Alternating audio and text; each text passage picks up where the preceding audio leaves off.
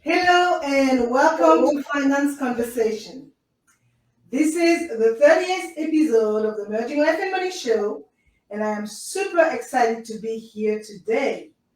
For those of you who do not know me, I am your host, Marie-Jo César. I help professional women bridging the gap between life and money by acquiring and applying the relevant financial skills and knowledge they need to take control of their money, manage their finances, and understand that they can live their best life with the money they have. Thank you for joining in today. If you are watching the replay, make sure to type hashtag replay in the chat and leave me some comments and questions. Before I continue, I must apologize. It would seem that I had a bit of technical difficulty logging in at 5 sharp. So I just hope that my followers and listeners realize that and they can actually log on to my Facebook page, merginglifeandmoney.com, or my Facebook group, Finance Conversations with an S. Okay, so let us continue. Welcome, welcome, and welcome. I come to you live every Thursday at 5 p.m. Pacific Standard Time to share valuable information about how to achieve financial wellness and live your life with means and meaning. Today, my guest, Eric Dudley, and I will be covering 4 money tips that will change your life. Eric Dudley, my guest, is an independent, experienced, holistic financial advisor specializing in retirement planning, investing solutions, and life insurance. He is the founder and president of Dudley Financial Group, and one of Dudley Financial Group's main goals is to help their clients build their best tomorrow while protecting them today. Welcome, Eric, to the Merging Life and Money Show, and welcome followers and listeners. Thank you for joining in today. So grab a pen and a notebook, as you might want to take some notes to discuss further with family members, friends, colleagues, etc., because it is about sharing values that could benefit others. So if you have any comments or questions whatsoever, make sure to put them in the chat. And as I mentioned a few moments ago, we will uncover 4 money tips that will serve you well for life. We will talk about budgeting, about debt management, about mortgage refinancing, commonly referred to as refi, and we will also talk about your saving strategy. So let us not forget that the holiday season is upon us, and many of you will be spending money without planning or considering the potential consequences you would face comes January, right? The National Retail Federation anticipates that the average person plans to spend about $1,000 on the holidays this year. So while it may seem significant for some, for others, if you put it on credit cards, store credit, or variation of buy now, pay later payment plans, and you don't pay it all off right away, the interest on that $1,000 could quickly take months, even years to pay off. So Eric, tell me, what tips will you share with the audience about having a spending plan? Well, hey, MJ, thanks for having me. I think that budgeting is the starting point for every financial plan because you have to understand where your money's going. I think about it like if somebody were to say, go gather some water from the stream. Now, it'd be really good if you had a bowl or had a cup. If you try and hold it in your hand, by the time you get back to where you were, there won't be any water left because all of it will have slipped through your fingers. And same way with money, okay? you have to have a container for it. You have to have control over it. And if you don't, all your money will slip away. Okay. So having a budget is just, well, it's just reasonable. Every small business has a budget. Every large business has a budget because they want to know where their money goes and they want to be in control of their money and they don't want their money to be in control of them. So the best thing to do is to have a written down budget. Okay. There's a saying that says a dream is still a dream until it's written down. When it is, it becomes a goal. Okay. And so the same thing with a budget. A budget is just a dream until it's written down. Now Right. you can get terrific budgets anywhere on the internet. You can look on. I looked on Pinterest one time. There must have been 100 different budgets that you could do. Mhm. And that's great. And you can use budgets that you can get as apps, wherever you get it. It doesn't really matter as long as it becomes a part of your life. It needs to be something that you look after every day. You look after every week and you stick to it. Because if you don't stick to it, of course, having information is not powerful. It's acting upon that information that makes it powerful. So the budgeting is very important. If you don't budget, really, you're never going to know where your money went anyway. So it's going to be hard to have a good financial future. Absolutely, absolutely. So I'm going to try and summarize that really quick. So my take on that is, on the surface, it could look as if creating a budget is just a tedious financial exercise, right? Especially if you feel that your finances are already in good order. But as you say, put it in writing, okay? Because you might be surprised at just how valuable a budget can be, right? A good budget can help keep your spending on track and even uncover some hidden cash flow problems that might free up even more money to put towards your own financial goals, right? So now that you explain the importance of having a budget and by that knowing where your money goes instead of finding out where your money went, let's talk about Black Friday and Cyber Week, and more specifically, Cyber Monday. The holidays, as we know, are fast approaching, and Cyber Week is just around the corner. So many online retailers and brick and mortar establishments, such as I would say the Walmart and the Best Buy, have already started to roll out their early deals, right, in preparation for the holiday. And Cyber Week, as we know, is a mega retail event that spends 5 days covering five major shopping days, right? So we got the Thanksgiving Day with followed by Black Friday, and then we have the Small Business Saturday, and we have Super Sunday and Cyber Monday. And of these special days, consumer look forward to Black Friday and Cyber Monday the most, right? So what tips can you share with the audience about Black Friday and Cyber Week expenses? I think it's just like whenever people go out and they want to have fun and they want to party all night, they need to consider the consequences the next day. It's the same way with that. Black Friday sounds great. All those deals sound great. You might be able to quote unquote save money by buying then. But just remember, I mean, you're going to have to pay the bills at some point, and those bills might last for a year or more, and you're paying at an interest rate too because of that. And in many cases, not all, but you've got to remember. I mean, you're going to have it in your budget for that long. So if you have a large amount from Black Friday in your budget for most of the year, you might have to cut out other things to keep your budget in right order. So just consider that. Just try to place the remember the consequences for your actions. Yeah. And as I say always, okay, you got your bill or your whatever, they give you a receipt. and it says you save X numbers of dollars today, but you have not saved that amount of money until you take it out of your budget, out of your account and put it into a savings account.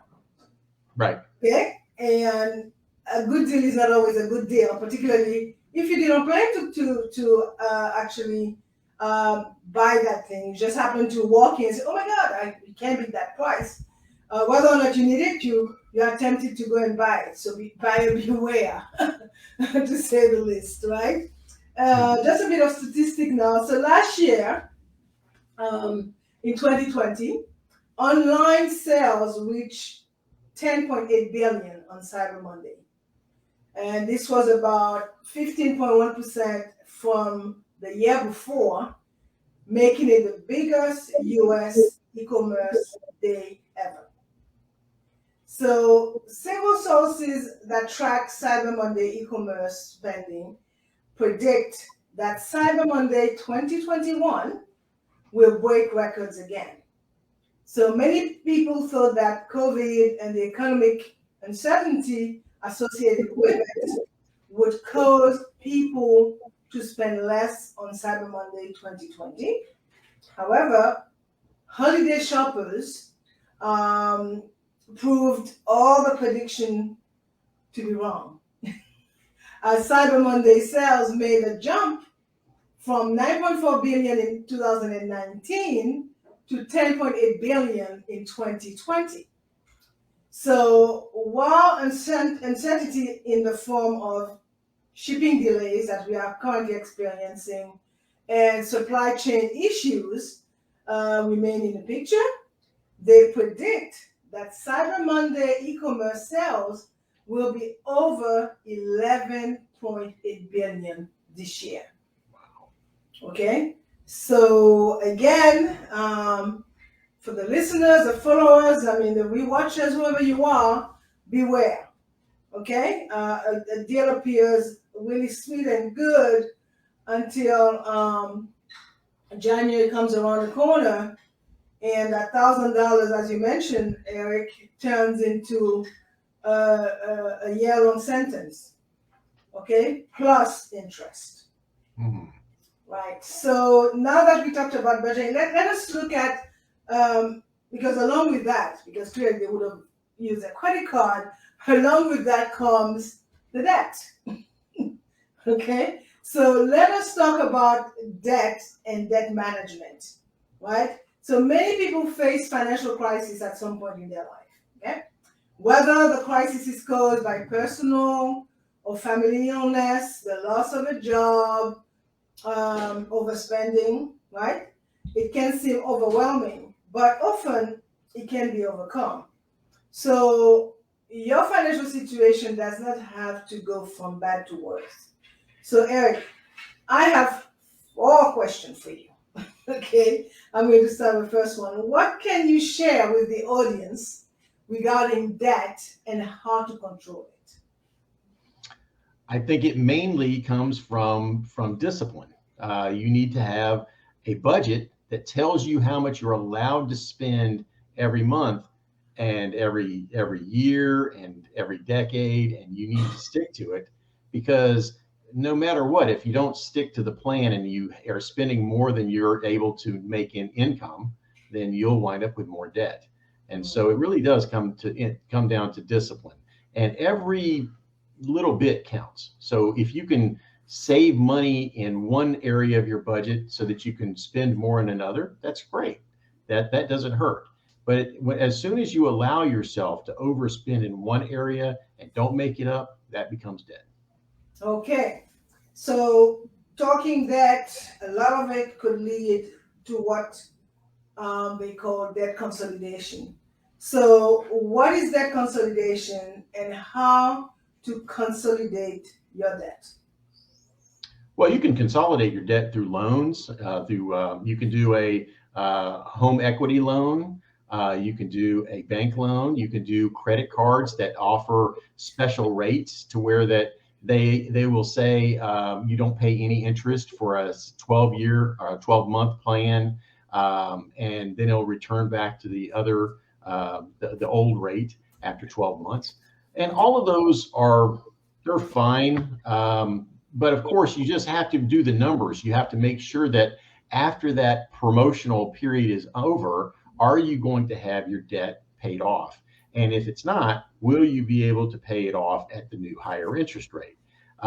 Debt consolidation can be helpful at times, but you really need to think about it and consider all of the numbers before you act. Okay, so my third question on that is, okay, so while consolidation is one of the many options for managing debt, right?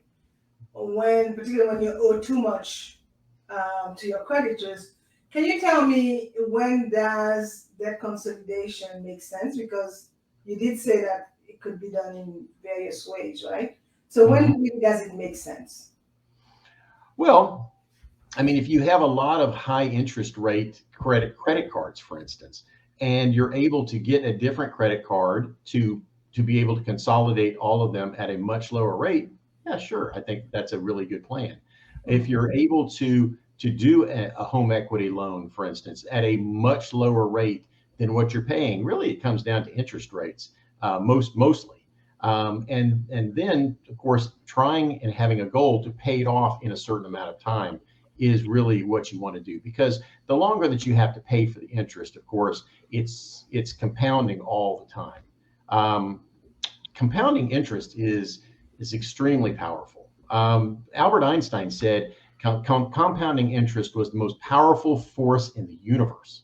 So if you consider that whenever you're in saving for retirement, for instance, and you put away money every month for a 40-year period, it doesn't even have to be that much money. After 40 years, because of compounding interest, you might have a lot of money to be able to live the rest of your life happily. But in this case, compounding interest is against you. Right. Okay, it's Yes. like a wave that is crashing on the beach, and it's getting bigger and bigger, and it's going to wipe you out. So you don't want to have compounding interest go against you. It's just too powerful. Yeah, and I mean that combined that's a as you said, a very powerful tool, right? But all depend what side of it you are on. When you're saving, it's great, right? It's like growing your wealth exponentially. But when it comes to the debt side of it, it's not so, right? Well, So especially when you consider that credit cards a lot of times are at 19%. Wow, that will really compound quickly. yeah, yeah. So thanks for clarifying debt and its ramification. We're not always aware of this, but it's so important. So our next tip relates to mortgage refinancing. This topic has been the flavor of the year. Okay, this past year, I mean, we've experienced a tremendous cut in the mortgage rate, which make it quite appealing for people to refinance their mortgages. And this also led to extreme prices for properties. So your home is probably your biggest asset, right? And refinancing it might be one way I would say you can use your home to leverage that big investment. So let's look at how refinancing your mortgage works, so you know what to expect, right? So I have 5 questions on that one. The first one is, what does it mean to refinance your home? Well, whenever you refinance, you're going to be having a different lender loan you the money for the house, and they could loan it to you at a different interest rate. Now, it doesn't take much of an interest rate change to have a huge amount of change in how much you have to pay every month. That's why refinancing your house is so attractive. I know that if you were to refinance a house at just 1% less, you might save hundreds of dollars every month because of that. And it's very attractive to people because, of course, that changes your budget. That means you get to spend money in other places. But that being said, there are some drawbacks to refinancing all the time, and this is something that people don't understand. Every time that you refinance your house, you are also starting the loan over. And so, whenever you go and you start a 30-year mortgage, the first several years are nothing but interest that you pay. You pay there's no principal paid. So you're not actually paying down your house. All you're doing is paying interest. Until after about 4 or 5 years do you start actually paying principal on the house. And of course, the more years you're in it, the more of your payment is actually principal and less interest. So if you're refinancing every 4 or 5 years, you're never actually paying any principal on your house. All you're ever paying is interest. And let me tell you, the banks love you. They think you are great. Yeah, And of course. Of course. So why would one want to refinance their mortgage? oh well, because it's attractive to their budget. They're saying to themselves, "Oh, I'm paying $2,000 a month for my mortgage, and if I refi, I might pay $1,500 a month for my mortgage." And that makes a big difference. Now you can go out and buy that car that you wanted. Yeah, myopic financial vision. That's for sure. So, is it a cost associated to this? In addition to what you explained? One thing I would say about refinancing is what I would say about any purchase, really. You should always check out multiple places before you actually commit. I know personally for myself, I have refinanced my house in the past, and it was a horrible mistake because I could have done so much better. Okay, if I'd have just looked around. If you just look around to 4 or 5 different places, you might find a place that will actually give you a much better interest rate and reduce the fees because it's expensive. They're going to throw all those fees in it and say, well, it's no big deal. It'll just be a part of the loan. But it is a big deal. You're paying an extra several $1,000s more. So don't listen to that. Make sure that you pay as little as possible in fees and you get the lowest interest rate. Okay. So thanks again for this insight and those tips, because I know it was a big rush for refinancing in 2020-21. Our last tip for today refers to cash investments. Last month, you mentioned that cash was almost never a good investment, and you referred to a say that goes like that: savers are losers. Can you shed a light on this for us? Sure. Last month was a record month in inflation. Everybody's talking about inflation, but let's think about that. Last month, inflation was at 6%. Wow. 6%.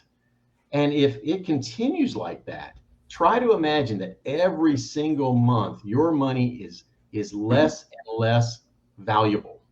So if in 10 years you have cash stored up in your basement or in your mattress, and it's just sitting there, and interest rates have been at 6%. If you had, let's say, $10,000 in your mattress, it might only be worth $5,000 of actually what you can buy in 10 years, okay, or even less. So it's really important that you invest your money, or at least most of it. You can't invest all of it because you need to be able to get to it quicker, but invest most of it into something that will at least keep up with inflation, if not do better than inflation. Right. Good. Well, this has been 24 minutes of tips that, as you mentioned, that are life-saving tips. Right. So let me wrap it up a little bit. So we talked about having a budget. We talked about being able to control your debt. We talked about refinancing your mortgage. And the last question was, is savings a good investment? All right. So I am going to leave the audience with this brief summary. So first, budgeting. Budgeting lies at the foundation of every financial plan. Simple as that. It doesn't matter if you are living paycheck to paycheck or earning six figures a year. It doesn't matter. You need to know where your money is going if you want to have a handle on your finances. So unlike what you might believe, budgeting is not at all about restricting what you spend money on and cutting out all the fun in your life. That's not what it's all about. It's really about understanding how much money you have, where it goes, and then planning how to allocate those funds best, right? Regarding debt, in some way, I would say that debt consolidation rolls multiple debts, right? Typically, high interest debts, such as credit card bills, into one single payment. And that debt consolidation might be a good idea for you only if you can get a lower interest rate. And in so doing, that will help you reduce your total debt and reorganize it so you can pay it off faster, right? If you are dealing with a manageable amount of debt and just want to reorganize multiple bills with different interest rate, payments and due date, debt consolidation is a sound approach you can tackle on your own, right? And regarding debt, when compounding, um, uh, clearly, when you have debt, compounding, it's not your friend. Definitely not. As it relates to refinancing, only when the time is right.